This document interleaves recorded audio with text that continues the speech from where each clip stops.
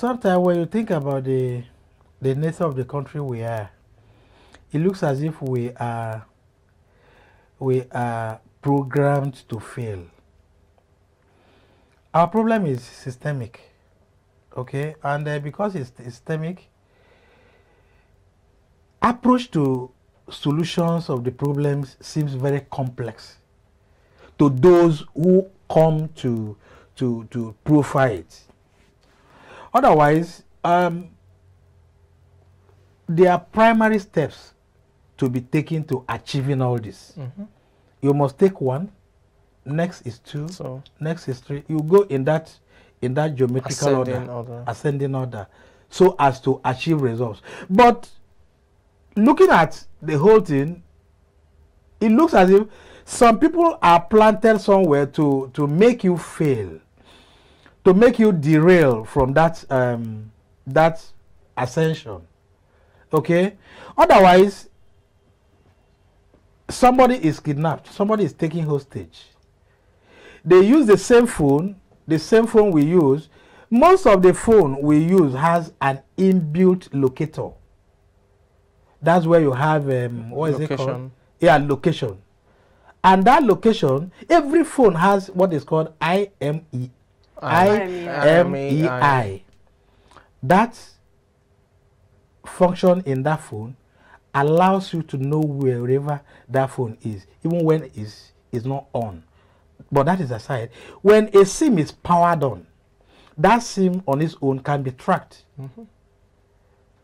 We have a minister for communication in this country, Bantami. Yes. Okay. We've done NIN twice now. First, they told us is to get the data of the users. Second, they told us is because they want to link it with other things to the cyber, whatever. Are they working? They are not working. And one will begin to question, where is these failures coming from? Is it human? Or is the country built to fail? And the answer is simple. When you ascend a throne, when you are elected a president of a country or a governor, you get best hand. A governor doesn't work alone.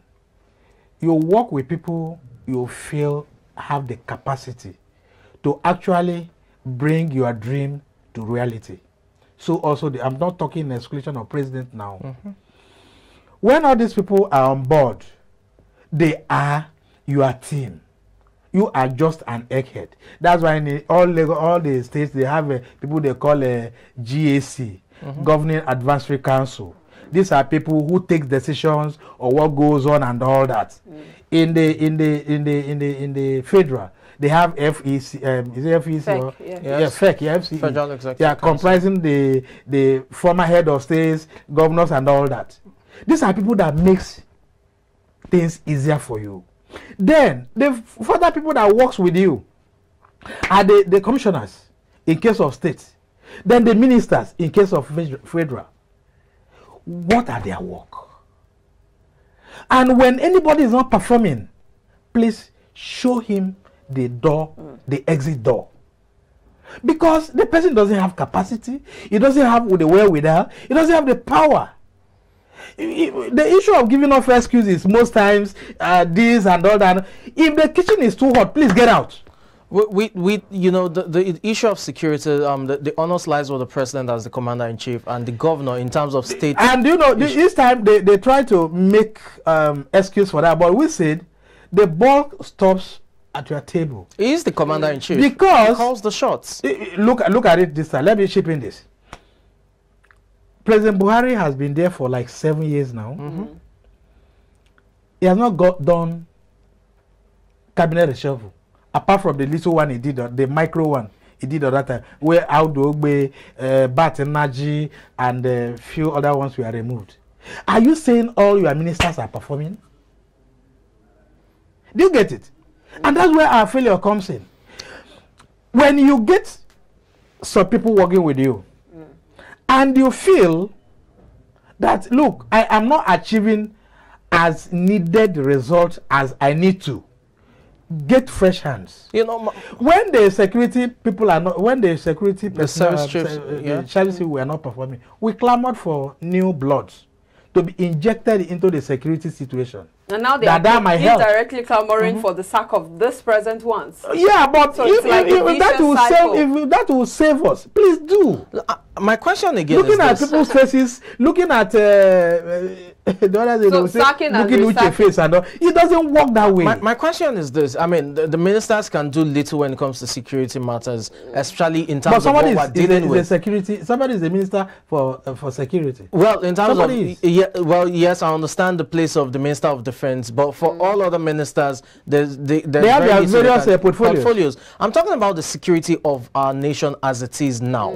We don't talk security in exclusion of other exigencies. I'm not disputing. Because without security, other things are crippled. I'm not disputing. We're looking at issues of, banditry, kidnappings, among other things, armed robbery and the rest of them. And that's, the angle of security I want us to focus on. We've talked extensively about how, there should be use of technology to track down the locations of the kidnappers or terrorists from the use of their SIMs or phones and all of that. Quite good. As I said earlier, let's even presume they make use of satellite phones, which are difficult to track in that sense. My question is, for these terrorists or kidnappers, their hideouts are oftentimes known. We had Sheikh Gumi, who was, interfacing with them. He knew the location. He told us he was discussing with them, negotiating with them. We had Dapchi girls, the Dapchi school. We had the Kangara. And the man is walking tall on the street. And all of that. There were reports of 800 million naira ransom paid and all. My question is this: why haven't we had the armed forces sweep into these known locations to attempt a rescue operation?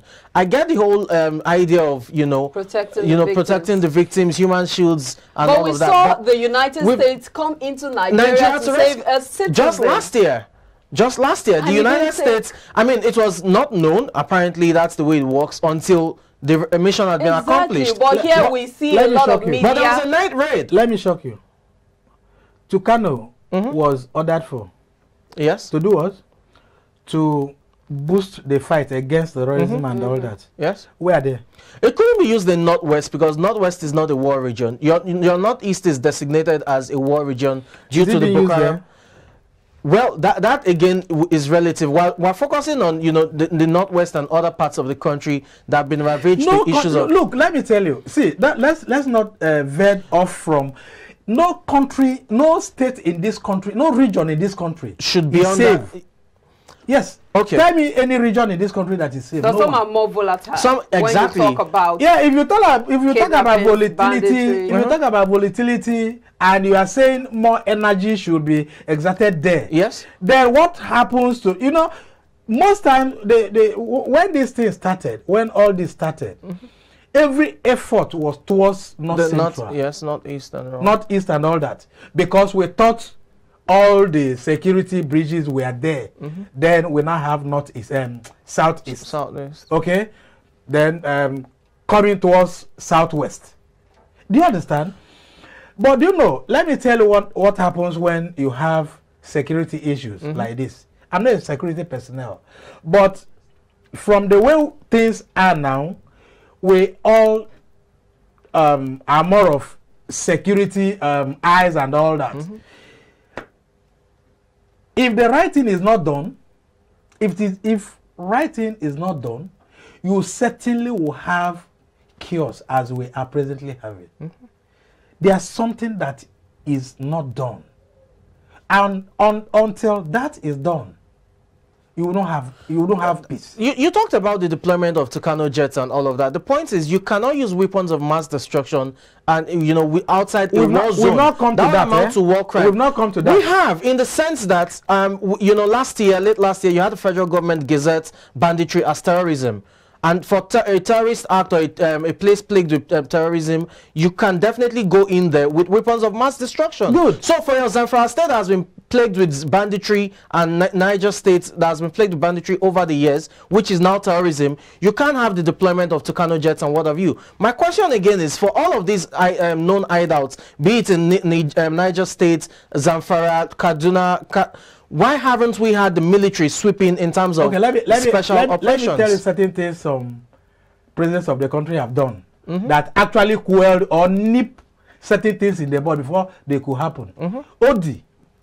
You remember what happened in Odi? Okay. You remembered? Yes. I didn't say it. Odi was cleared because something happened. And Obasanjo was the president then. At the time. He knew that if this was left unattended to, it will escalate. So what most people who knows what exactly to do will do is to de-escalate a particular situation before it goes off hand. But now that do you know how kidnapping started? It started in the south. Okay? The Niger militant. The Niger militant and Yes. all that. Eventually it was not caught. It escalated. Terrorist was Muhammad, who was killed, and eventually it escalated. It wasn't Nipped and checked. Okay? Southeast, how did it start? See the same way. And we are saying, before all this starts, they become an issue before us. It can always be coped. But now that right now happened, it has escalated. Yeah, but That's that's why we're having the problem here. That's why we're having this large problem. what's the way forward? How can we tackle it The now way that forward it is has the escalated? security people have to up their games. They have to actually work, not excuses and giving us. So we shouldn't have special military operations in these affected areas? Why not? If There it is are already if it is special part of what they military could do operations, to tame it, if it's part of what they could do to tame it, so be it. But Erufai just told you that why they couldn't go all into the game was because the terrorists will use the human shield, but that's will for protect the distance and all bombardment. that. And who said they wouldn't work? Do you even have numbers of people that were taking hostage? that's All we another know that issue. they were there as terrorists and they were coming into the town to take more people. So if you do your bombardment, if you carry out the bombardment, won't you solve the problem? So it means that if you look at the terrorist demand, they said that they want their men, Prisoner swap. their financiers, the people who the federal government had taken as prisoners to be swapped for the captives. That means that the federal government has a bargaining chip that they can use to get those people back. But the question is, how come the president or the federal government hasn't looked for ways before now, even before those people were kidnapped, looked for ways to get information from those people who they have in their custody to use as leverage to fight this terrorism? Because if you have their financiers, you have their top commanders with you, it means that you have some form of higher hand. They are crippled. Yes, so why didn't the federal government use that as a way to get some intelligence, some information, which of course I believe they have they have access to. If you have those people with you, it should be easy to get. There are some things when said, it looks as if we aren't abreast with certain things that happen in the country. Was it Jonathan or this government that says informants have infiltrated his government? Huh? When you look at the situation around you and you don't feel safe, what you do is to change your tactics. You change your thinking. If it means changing your service chiefs now and again in order to get result. Look, government is all about result. Yes, but let's look at this issue of gathering information. Before they happen, nip it. It happens. Why do you think Lagos is relatively safe? Because if you go all the nook and crannies of Lagos, you'll find some security, what do you call it? Some security men and women. Okay? And in Lagos, people are more security conscious. But you seem not to be getting my question. What's your question? My question is, this federal government, this presidency, has access to the commanders, the financiers of these terrorists. It means that they could get information from them as to their hideouts, how they operate, but they're not acting and all on of it. that. They are not acting on it. Yeah, that's my question. Isn't that sabotage within the government that some people are benefiting from the status quo? But you should know that this is somebody's enterprise already, that somebody is gaining from it. At every situation like this, so many people are gaining from it. And that's why I keep telling you that the country is such a funny place. Funny in the sense that the people that are supposed to do their work are not doing it, sabotaging the effort, either the government or an agency that's supposed to have worked correctly. Now, the financiers are being held. Other people, other hierarchy of the terrorist organization are being held.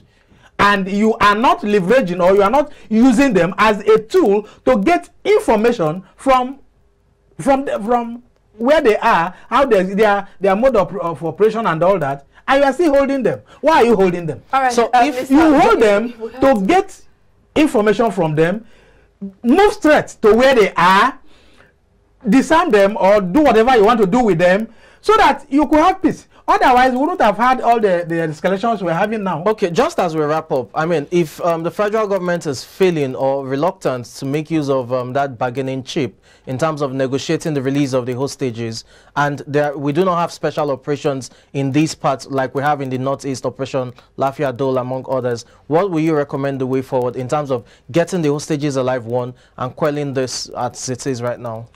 They are not doing the right thing. If they've done the right thing, we'll get the best result. All right, thank you. The best result will always be use information available to you.